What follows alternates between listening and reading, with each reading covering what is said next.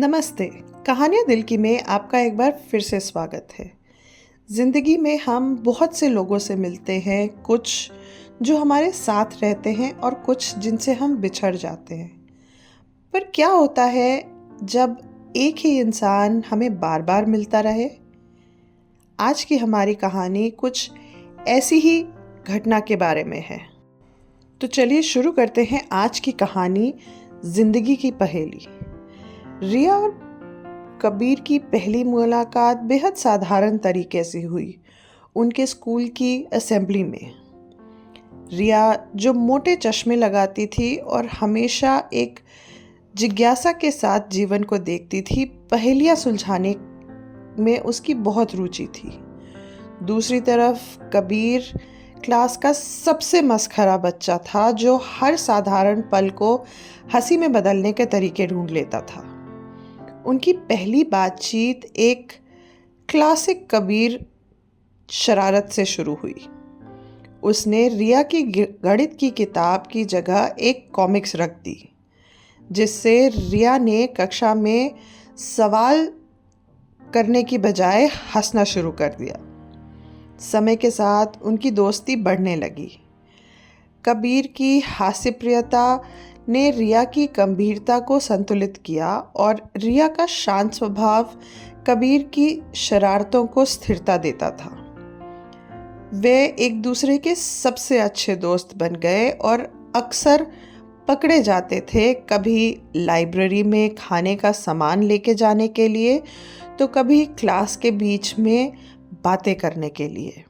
उनकी दोस्ती और गहरी होती गई जब उनका साथ प्रोजेक्ट्स में और क्लास की अलग अलग एक्टिविटीज़ में बढ़ता गया, जहां कबीर की रचनात्मकता और रिया की सटीकता ने उन्हें एक अजेय टीम बना दिया था। लेकिन जैसे जैसे उनकी दोस्ती गहरी हो रही थी, किस्मत को कुछ और ही मंजूर था।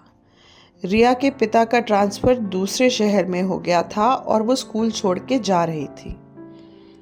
आखिरी दिन दोनों एक दूसरे को जब अलविदा कह रहे थे, तो कबीर ने एक बड़े गंभीर स्वर में रिया को अलविदा कहने के बजाय कहा, ये लो, और उसके हाथ में एक पजल थमा दिया। इसे जिस दिन तुम हल कर लोगी, तुम्हें पता चल जाएगा कि मुझे कैसे ढूंढोगी। रिया ने वादा किया कि वो इसे ज़रूर हल करेगी। साल बीत गए और अब दोनों की उम्र कॉलेज की हो गई थी। रिया ने एक प्रतिष्ठित विद्यालय में मैथमेटिक्स में एडमिशन लिया था। उसका प्रॉब्लम सॉल्विंग का जो इंटरेस्ट था, उसके लिए ये एकदम परफेक्ट था। वो इतने सालों में कबीर को लगभग भूल ही गई थी, लेकिन अपने कॉलेज के पहले ही दिन ओरिएंटेशन के दौरान एक जानी पहचानी आवाज़ ने उसके कदम रोक दिए। अभी भी पहेलियां सुलझाने की कोशिश कर रही है बुद्धू? वो आवाज़।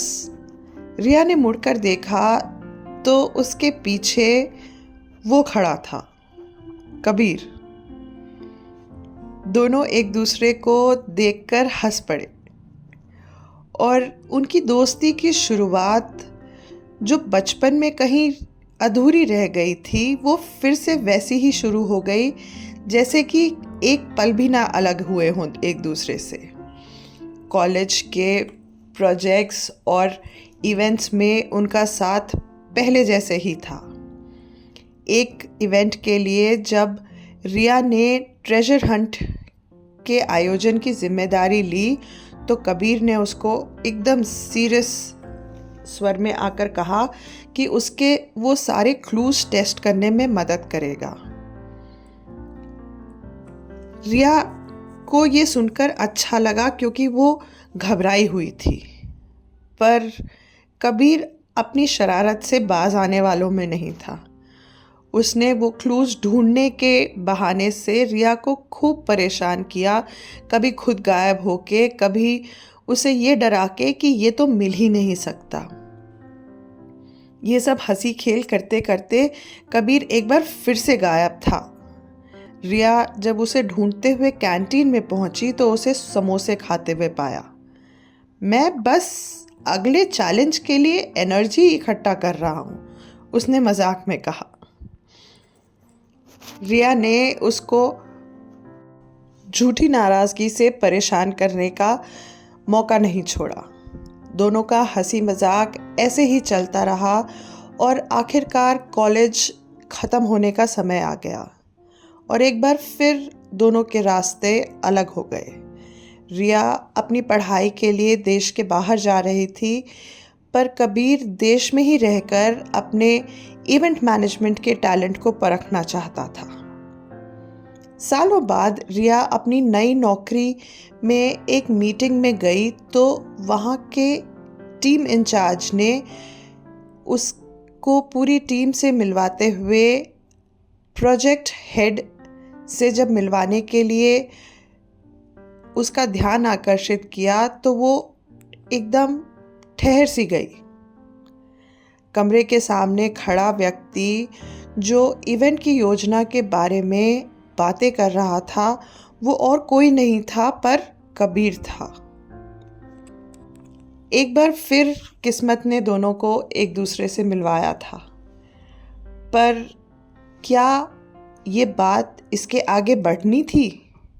ये ख्याल एक बार रिया के मन में आया तो, पर उसने इस पे ध्यान नहीं दिया। दोनों फिर साथ में एक प्रोजेक्ट पे काम कर रहे थे और उनकी दोस्ती एकदम पहले जैसी ही थी। लग ही नहीं रहा था कि कुछ समय वो फिर से अलग थे। एक शाम देर रात तक काम करते हुए कबीर ने अपनी डेस्क से एक पहेली निकाली। रिया, ये याद है तुम्हें? ये वही पहेली थी जो उसने सालों पहले रिया को दी थी। मैं आज भी तुम्हारा इंतज़ार कर रहा हूँ इसको हल करने का, उसने चिढ़ाते हुए कहा। रिया भी हंस पड़ी उस पहेली को हाथ में लेते हुए। मैंने इसे सॉल्व कर लिया, तभी तो हम फिर से मिले हैं, उसने हंसते हुए जवाब दिया। उनकी आपसी बातचीत धीरे धीरे और बढ़ने लगी। उन्होंने अपने सफ़र, अपने संघर्ष और अपने सपनों को एक दूसरे से साझा किया। एक शाम जब देर रात तक काम करने के बाद दोनों ऑफिस से निकले तो कबीर ने उसकी तरफ मुड़कर कहा, तुम्हें नहीं लगता कि हम इतने सालों से आँख में चोली खेल रहे हैं? रिया मुस्कुरा दी। या हो सकता है हम सही समय का इंतज़ार कर रहे थे? कबीर हंसने लगा। फिर एकदम गंभीर स्वर में उसने रिया की तरफ देखते हुए कहा, रिया, मैं तुमसे तब से प्यार करता हूँ जब हम स्कूल में पहली बार मिले थे। हर मजाक, हर शरारत मेरे कहने का तरीका था कि मैं तुम्हें कितना पसंद करता हूँ, पर ये कायदे से कैसे कहूँ ये उस समय शायद नहीं आता था। ये सुनकर रिया का दिल तेजी से धड़कने लगा। कबीर, मैं भी तुमसे प्यार करती हूँ और शायद तब से जब तुमने मेरी गणित की किताब के बदले वो कॉमिक्स रख दी थी। दोनों हंसते हुए साझा इतिहास को कदम कदम पर याद करते हुए आगे बढ़ने का फैसला करने लगे। उनका इस बार का मिलना सिर्फ पुराने प्यार को फिर से जगाने के बारे में नहीं था, बल्कि एक साथ भविष्य बनाने के बारे में था। सालों बाद जब भी कभी कबीर मजाक में अपनी कहानी दूसरों से साझा करता तो वो ये हमेशा बोलता था कि मुझे पता था कि रिया मेरी है जब मेरे किताब बदलने पर उसने मेरा खून नहीं किया। हंसकर रिया भी जोड़ देती थी कि जब मुझे अलविदा की जगह कबीर ने वो पजल दिया, उस दिन ही मुझे पता था कि कबीर मेरा है।